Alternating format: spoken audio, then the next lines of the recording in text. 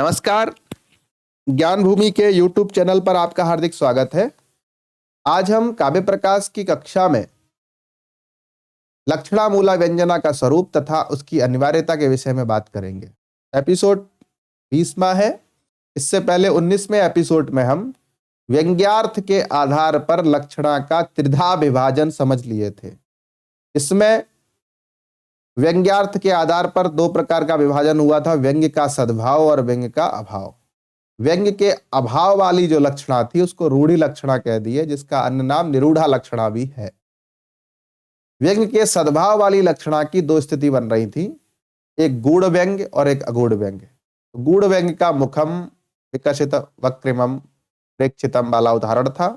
इसमें कोई नायक किसी नायिका के स्वरूप को देखकर उसके मनोभाव का वर्णन कर रहा है, उसकी आकृति का वर्णन कर रहा है, तो वो गूढ़ व्यंग्य का था।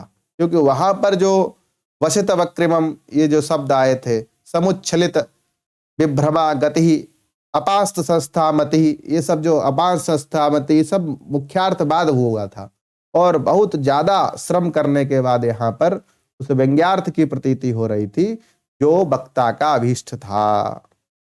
तो ये स्थल अत्यंत क्लिष्ट था और इसलिए इसको गूढ़ व्यंग्य कहा गया। दूसरा अगूढ़ व्यंग्य, मतलब जहां पर व्यंग्य छुपा ना हो, सामान्य व्यक्ति पामर व्यक्ति के समझ में भी जहां आ जाए कि स्त्री परिचया जड़ा विभवंत विज्ञा, ये जो बात थी, इसमें व्यंग्य जो था वो अगूढ़ था, सामान्य व्यक्ति भी समझ सकता है। जैसे हम कई बार कई वाक्यों का प्रयोग करते हैं और उन वाक्यों के आधार पर जो व्यंग्य होता है वो सामान्य व्यक्ति भी समझ जाता है। जैसे हमने कह दिया तुम गधे हो क्या, तो ये गधे हो ये शब्द से आता है, ये गधा तो नहीं कोई हो सकता है। तो गधावत जो गुण है, जो गर्दभ में रहने वाले गुण है, जो धर्म है, वो इस व्यक्ति में है, ऐसा बोध उस व्यक्ति को हो जाता है। पामर व्यक्ति के समझ में भी ऐसी बातें आराम से आ जाती हैं, इसलिए अगूढ़ व्यंग्य कहा गया। गूढ़ व्यंग्य वो होता है जहां सामान्य बुद्धि की पहुंच न हो, उसको गूढ़ व्यंग्य कहते हैं। कई बार कवि सम्मेलन भी इस प्रकार के होते हैं।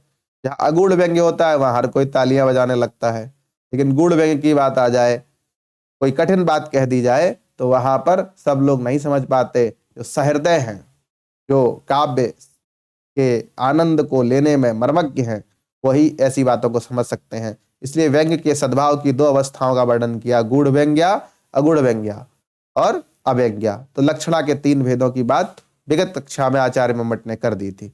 अब लक्षणा का विभाजन सामान्य रूप से किया गया, फिर व्यंग्यार्थ की दृष्टि से किया गया। अब व्यंग्यार्थ आता किस वृत्ति से है, यह प्रश्न बनता है। वैसे तो क्रम प्राप्त क्या था कि आपने अभिधा का प्रतिपादन किया, सबसे पहले वाचक शब्द वाच्यार्थ और अभिधा वृत्ति का प्रतिपादन किया। उसके बाद लक्षणा वृत्ति का प्रतिपादन करते हुए तद्भूस लाक्षणिकः तद्भूस सदाश्रयः, उस लक्षणा का आश्रय शब्द को बता दिया और लक्ष्यार्थ का प्रतिपादन करने वाला जो व्यापार है, लक्षणा व्यापार, उसका भी प्रतिपादन कर दिया। वस्तुतः अब क्रम था कि व्यंजक शब्द का प्रतिपादन करते और व्यंग्यार्थ क्या होता है उसको बताते, और उस व्यंग्यार्थ को देने में जो समर्थ व्यापार है, व्यंजना व्यापार, उसको बताते। ये क्रम था। लेकिन आप बात कर रहे हैं लक्षणामूला व्यंजना की। व्यंजना के स्वरूप को बताया नहीं, लक्षणामूला व्यंजना समझाने चल दिए। यहां पर ये स्थल बहुत ही परेशान करता है और साक्षात्कारों में कई बार पूछा जाता है कि मम्मट के अनुसार व्यंजना का लक्षण क्या है। तो यहीं पर जो छात्र होता है वो स्खलित हो जाता है और ये वाला यस्य प्रतीतिमाधातुम लक्षणा समुपास्यते फले शब्दैक गम्येत्र व्यंजनान्न पराक्रिया, ये वाली कारिका सुनाने लगता है। वस्तुतः ये कारिका लक्षणामूला व्यंजना के स्वरूप को बता रही है, न कि व्यंजना के स्वरूप को बता रही है। यदि बात की जाए तो आचार्य मम्मट ने व्यंजना का स्पष्ट रूप से पृथक रूप से कहीं भी काव्य प्रकाश में लक्षण किया ही नहीं है। हाँ, लक्षणा को समझाते हुए, अभिधा को समझाते हुए, जहां लक्षणामूला व्यंजना है वहां लक्षणामूला व्यंजना को समझा दिया, और जहां अभिधामूला व्यंजना है उसमें अभिधामूला के स्वरूप को बता दिया। और जो व्यंजना होती है तो अभिधामूला व्यंजना को, अभिधा को आश्रय लेकर प्रवृत्त होगी या लक्षणा को आश्रय लेकर होगी। इसलिए आचार्य मम्मट ने व्यंजना के लक्षण की अनिवार्यता समझी ही नहीं, क्योंकि लक्षणा की प्रवृत्ति या तो अभिधा के आश्रय पर होगी या लक्षणा के आश्रय पर होगी। जिस प्रकार लक्षणा की प्रवृत्ति बिना अभिधा के नहीं हो सकती, उसी प्रकार व्यंजना का आश्रय या तो अभिधा होगा या लक्षणा होगा। इसलिए लक्षणा मूला व्यंजना समझ लीजिए, अभिधा मूला समझ लीजिए। अब यहां एक प्रश्न ये भी उठता है कि आप अभिधा मूला व्यंजना पहले समझाइए ना, क्योंकि इससे पहले अभिधा की बात की गई थी, तो पहले अभिधा मूला समझाइए, लक्षणा मूला व्यंजना बाद में समझाना। इसमें भी कोई रॉकेट साइंस नहीं है। आचार्य मम्मट श्रोता की बुद्धि को अपने बुद्धि से समझकर ही लक्षणा मूला व्यंजना का प्रतिपादन पहले इसलिए कर रहे हैं क्योंकि लक्षणा का प्रकरण अत्यंत जटिल था, उसके भेदोपभेद का वर्णन हुआ था, विविध प्रकार के शास्त्रों का यहाँ पर निराकरण किया गया था, विविध प्रकार के मतों का उल्लेख करते हुए आचार्य मम्मट ने व्यंजना और लक्षणा का जो स्थल है उसको समझाने का प्रयास किया है। तो सबसे पहले लक्षणा का जो स्वरूप समझा, उसी क्रम में अगर लक्षणा मूला व्यंजना समझ लीजिए तो आपको लक्षणा मूला व्यंजना जल्दी समझ में आ जाएगी। यदि पहले अभिधा मूला व्यंजना कहेंगे तो लक्षणा पढ़े हुए लक्षणा के स्थल को व्यक्ति भूल जाएगा और फिर लक्षणा मूला व्यंजना समझने में उसको क्लेश का अनुभव होगा। तो दो चीजें आप समझ गए होंगे, क्योंकि यह समझना बहुत जरूरी है। काव्य प्रकाश बहुत कठिन नहीं है, काव्य प्रकाश एक पजल है, इसको आप समझ गए तो आपको काव्य प्रकाश समझ में आने लगेगा। और पजल को हल करने के लिए ही हम आपके सामने उपस्थित हैं, अपने गुरुओं से जो सीखा है काशी में रहकर वही आपको बताने के लिए हम यहाँ प्रवृत्त हैं। वैसे बहुत सारे स्थल ऐसे भी हुए जिनमें स्वास्थ्य की अनुकूलता न होने के कारण हमने बहुत शॉर्ट में चर्चा कर दी, लेकिन वही बात है, काव्य प्रकाश अत्यंत प्रौढ़ ग्रंथ है। 20 एपिसोड तक पहुंच गए हैं, अभी तक द्वितीय उल्लास की समाप्ति नहीं हुई है। तृतीय उल्लास, चतुर्थ उल्लास, पंचम उल्लास, षष्ठ, सप्तम, अष्टम, नवम, दसम बहुत बड़ा ग्रंथ है। इसलिए जो आपके लिए उपयोगी नहीं है उन पे हम विशद चर्चा करने के पक्ष में नहीं है। हम चाहते हैं कि पहली बार जो काव्य प्रकाश है इसमें ऐसा अध्ययन हो जाए, स्फीत अध्ययन हो जाए, और उस शास्त्रार्थ वाला अध्ययन की जब आवश्यकता होगी तब आपको पढ़ाएंगे। लेकिन हाँ, इतना जरूर बता देते हैं कि कितना भी कठिन प्रश्न पूछा जाएगा परीक्षा में, इस कक्षा से बाहर नहीं होगा। कोई भी पेपर होगा भविष्य में आने वाला, और द्वितीय उल्लास जहां तक पढ़ा दिया गया है कल पेपर करा लिया जाए और मैं बता दूंगा कि यहां से पूछा गया है ये प्रश्न, दावे के साथ कह रहा हूं। तो आप लोग सावधानी से पढ़े, और लक्षणा मूला व्यंजना के स्वरूप को क्यों बताया जा रहा है ये हम आपको बता चुके हैं, और उसकी अनिवार्यता क्या है ये भी समझ लेंगे आज की कक्षा से। चलिए आज के पाठ की तरफ उन्मुख होते हैं। जैसा कि हम पहले बता चुके हैं आपको, अव्यंग्या, गुण व्यंग्या और अगुण व्यंग्या के रूप में व्यंग्यार्थ के आधार पर लक्षणा का त्रिधा विभाजन किया था, और उसी में यह भी बताया था तत्र व्यापारो तदेशा कथिता त्रिधा तद्भू लाक्षणिकः।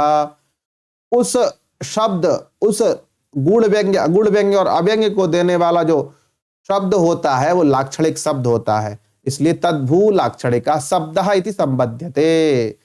तद्भू तदाश्रयः, उस लक्षणा का आश्रय जो अव्यंग्या, गुण व्यंग्या या अगुण व्यंग्या होगी, उस लक्षणा का आश्रय कौन होगा? लाक्षणिक शब्द।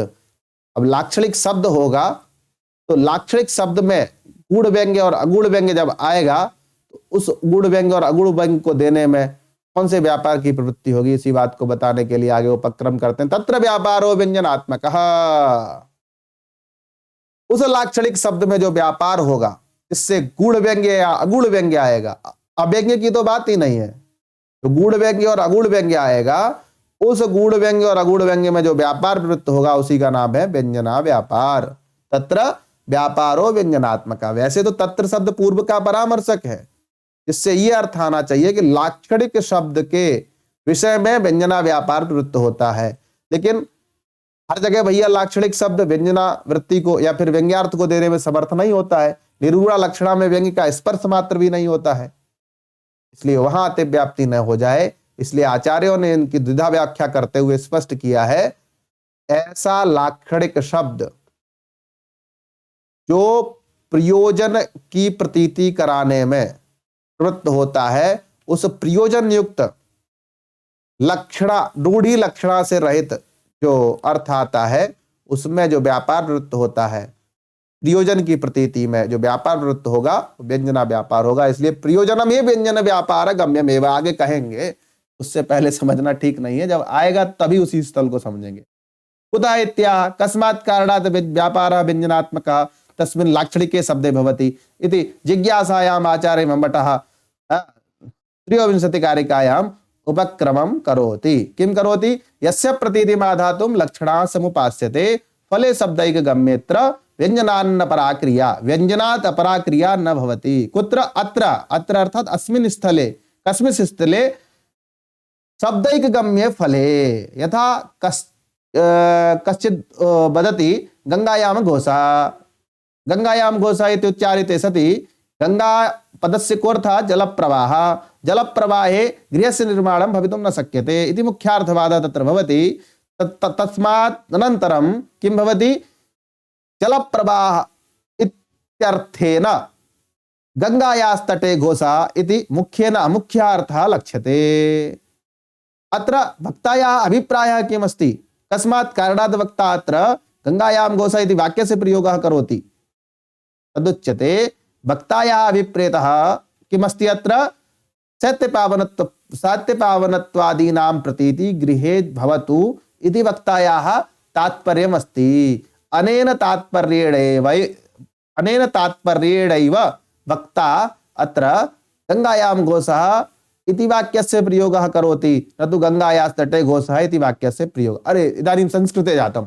हाँ, तो यस्य प्रतीतिम् आधातुं लक्षणा समुपास्यते, जिस अर्थ की प्रतीति कराने के लिए लक्षणा का क्या किया जाता है? उपासना की जाती है। मतलब लक्षणा को हम वैल्यू देते हैं। कौन सा अर्थ? प्रयोजनभूत अर्थ। जो प्रयोजनभूत अर्थ है वो कैसा है? किसी प्रत्यक्ष प्रमाण से नहीं आ सकता, अनुमान प्रमाण से नहीं आ सकता, उपमान प्रमाण से नहीं आ सकता।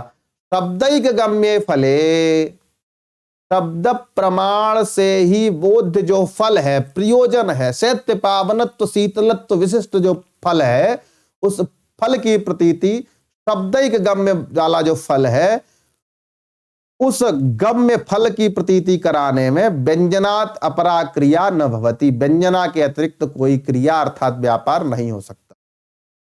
अब इसको सामान्य रूप से समझ लीजिए। यस्य प्रतीतिम् आधातुं, जिस अर्थ की प्रतीति कराने के लिए लक्षणा की पूजा की जाती है, लक्षणा को हम आदर देते हैं, लक्षणावृत्ति की प्रवृत्ति होती है, ऐसे शब्दैक गम्य फल में व्यंजना के अतिरिक्त कोई क्रिया नहीं हो सकती। अब यहां पर निरूढ़ा लक्षणा को किनारे कर दिया। शब्दैक गम्य जो फल है, प्रयोजन भूत जो फल है, जैसे गंगायाम घोषा में क्या है?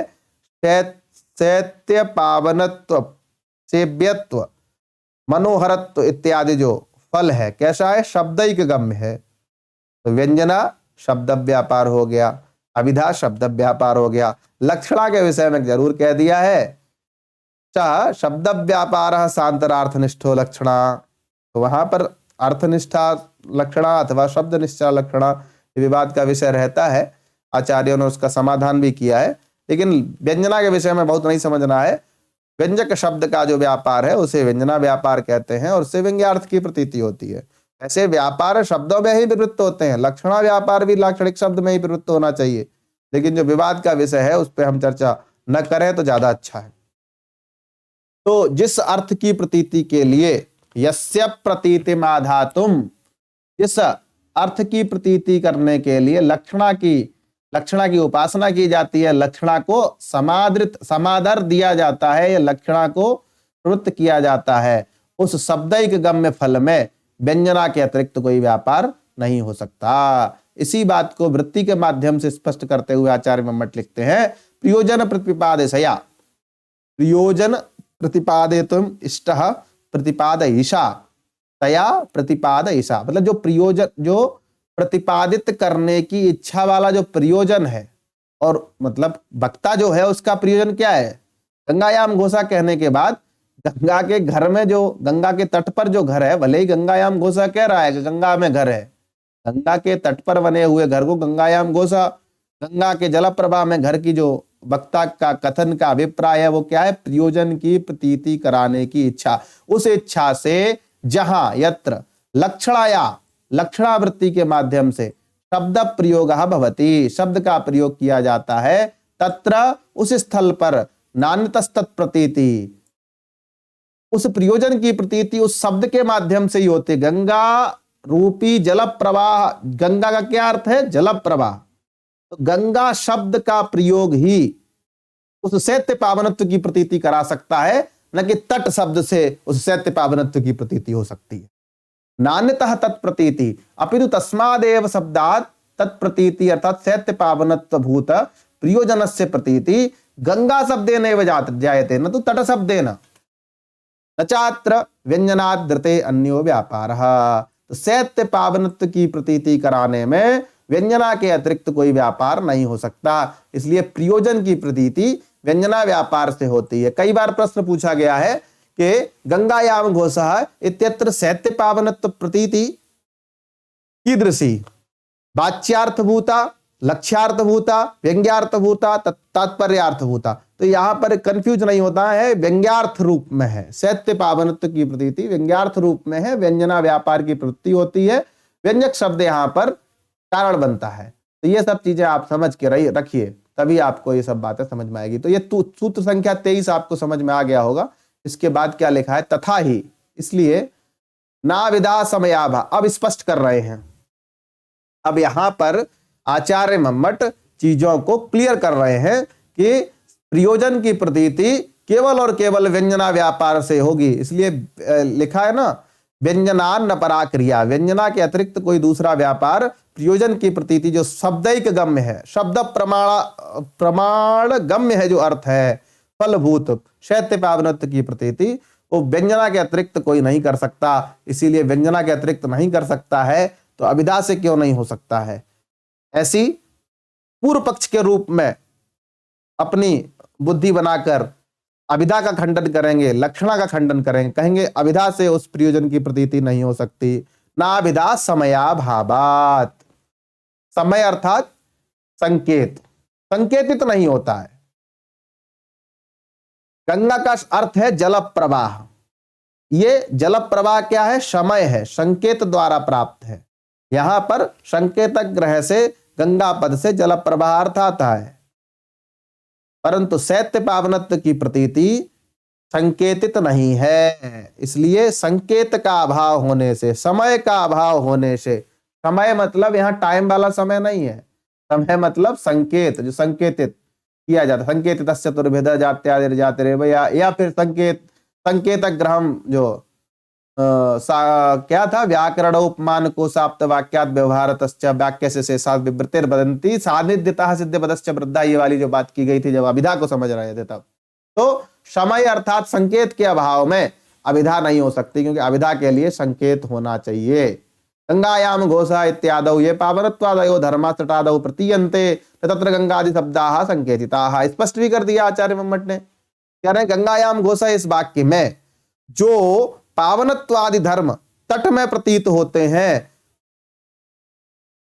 उन पावनत्वादि धर्मों में गंगादि शब्द संकेत नहीं होता। गंगा शब्द का अर्थ पावनत्व, सेव्यत्व, शीतलत्व, मनोहरत्व नहीं हो सकता। गंगादि शब्दा तत्र संकेतिता न भवन्ति, तस्मात् सब अभिधाया प्रवृत्ति, अभिधा द्वारा प्रयोजन से प्रतीति न भवितुम शक्यते। सत्य पावनत्व प्रतीतौ व्यंजनात् अपरा क्रिया न भवितुम शक्यते इति अत्र अभिप्रेतः अस्ति आचार्य मम्मटस्य, अभिप्रेतम् अस्ति। अग्रे किं लिखितम् अस्ति? लक्षणा भी न भवितुम शक्यते, लक्षणा भी नहीं हो सकती। लक्षणा क्यों नहीं हो सकती? तो कह रहे हैं लक्षणा के लिए लक्षणा का लक्षण याद करना पड़ेगा आपको। जब तक पंडित जी आप लक्षणा का लक्षण नहीं याद करेंगे तब तक लक्षणा को कैसे कर सकते हैं? बात यहां पर यह है कि शैत्य पावनत्व की प्रतीति केवल व्यंजना से ही क्यों हो? अभिधा से कर लेंगे तो अभिधा को किनारे कर दिया। कह रहे हैं गंगा शब्द, गंगायाम घोषा इस वाक्य से तट में जो पावनत्वादि धर्म प्रकट होते हैं उनमें गंगा शब्द संकेतित नहीं हो सकता, इसलिए अभिधा को किनारे कर दिया। हम कह रहे हैं लक्षणा को कर लीजिए, तो 25वें सूत्र के माध्यम से बता रहे हैं लयत्वाभावा न लक्षणा, हेतुओं के अभाव से लक्षणा भी नहीं हो सकती, क्योंकि लक्षणा का जो लक्षण था उसमें कहा गया था मुख्यार्थवादे तद्योगे रूढ़िथोथ प्रयोजनात्। लक्षणा के 3 हेतु बताए थे, मुख्यार्थवाद, मुख्यार्थ का लक्ष्यार्थ के साथ संबंध, रूढ़ि अथवा प्रयोजन। तो इन तीनों में से एक भी हेतु यहां पर नहीं है, और एक वो हेतु न होने के कारण लक्षणा नहीं हो सकती। जैसे बता रहे हैं, तथा च लक्ष्यम न मुख्यम, लक्ष्यार्थ है। जैसे लक्ष्यार्थ क्या है, गंगायाम घोषा में लक्ष्यार्थ है गंगायास तटे घोषा, तट होता है लक्ष्यार्थ, तो लक्ष्यार्थ मुख्यार्थ नहीं हो सकता। क्योंकि अगर हम गंगायास तटे घोषा कहेंगे तो क्या हो जाएगा, नाप्यत्र बाधा, अगर लक्ष्यार्थ को मुख्यार्थ बना देंगे तो बाध भी नहीं हो सकता। तट पे तो घर बन ही सकता है आराम से, किसी ने कहा गंगायास तटे घोषा तो क्या दिक्कत है, वहां पर बाधित होगा ही नहीं। तट पर तो आराम से धरातल मिल जाएगा, पृथ्वी भूमि मिल जाएगी, वहां पर नींव डालिए, घर बनाइए, चाहे झोपड़ी रखिए, जो करना है। तो वहां मुख्यार्थवाद हो ही नहीं सकता। प्रत्यक्ष प्रमाण से वहां पर बाद का अभाव होगा अगर हम लक्ष्यार्थ को मुख्यार्थ मान लेंगे तो। और यदि फिर भी मान लेते हैं तो योगः फलेन नो, फल के साथ, शैत्य पावनत्व की प्रतीति के साथ तट का कोई संबंध नहीं है, जबकि गंगा का संबंध होता है। गंगा कहने से ही शैत्य पावनत्व की प्रतीति उससे संबंधित होती है। जो कहा गया था ना, मुख्यार्थवाद है तद योगे, तो योग जो है तट का फल के साथ नहीं हो सकता, ना प्रयोजनम एतस्मिन्। और अगर मान भी लीजिए आप गंगायास तटे घोषा में गंगायाम घोषा में जो शैत्य पावनत्व की प्रतीति है उसके लिए लक्षणा की प्रवृत्ति मान लेंगे, फिर प्रयोजन कहां से लाएंगे, न च शब्द स्खलत गति। और गंगायास तटे घोषा कहने लगोगे, शब्द मुख्यार्थवाद होगा ही नहीं, मुख्यार्थवाद भी नहीं होगा, मुख्यार्थ का लक्ष्यार्थ के साथ संबंध भी नहीं होगा, प्रयोजन तो दूर दूर तक नहीं दिखाई देगा, इसलिए लक्षणा भी नहीं हो सकती। ऐसा आचार्य मम्मट सूत्र संख्या 26 से स्पष्ट कर देते हैं। मुख्यार्थवादादि त्रयम हेतु और हेत्वाभावान्न लक्षणा, उल्टा पढ़िए इसको, मुख्यार्थवादादि जो तीन हेतु हैं उन तीन हेतुओं के अभाव के कारण लक्षणावृत्ति प्रयोजन का ज्ञान नहीं करा सकती। तथा जो लक्ष्यार्थ होता है वो मुख्यार्थ नहीं हो सकता, यदि मुख्यार्थ हो भी गया तो फिर मुख्यार्थ का बाद ही नहीं होगा, क्योंकि गंगा के तट पर घर बड़े आराम से बन जाएगा। और कदाचित फिर भी मान लेते हैं, बाद मान लेंगे तो फिर शैत्य पावनत्व की प्रतीति का तट के साथ कोई संबंध ही नहीं है, क्योंकि तट पर तो मुर्दा घर भी होता है, तट पर तो लोग विष्टा भी करते हैं, तो वहां पर शैत्य पावनत्व की प्रतीति से बिता हो ही नहीं सकती। तट पर लोग मुंडन भी कराते हैं, गंदगी पड़ी रहती है चारों तरफ, तो शैत्य पावनत्व की प्रतीति वहां हो ही नहीं सकती। और अगर ऐसा कर भी लोगे तो प्रयोजन कहां से लाओगे, सब हो जाने के बाद शब्द की स्खलत गति नहीं होगी। स्खलत गति मतलब शब्द स्खलत गति मतलब मुख्यार्थ का बाद ही नहीं होगा, क्योंकि तट पर तो घर बना सकता है भैया, तट पर घर बनने में क्या दिक्कत है, तट पर घर बनने में किसी को दिक्कत नहीं है, जो कारीगर है वो घर बना भी सकता है, इसलिए लक्ष्यार्थ मुख्यार्थ तो हो ही नहीं सकता।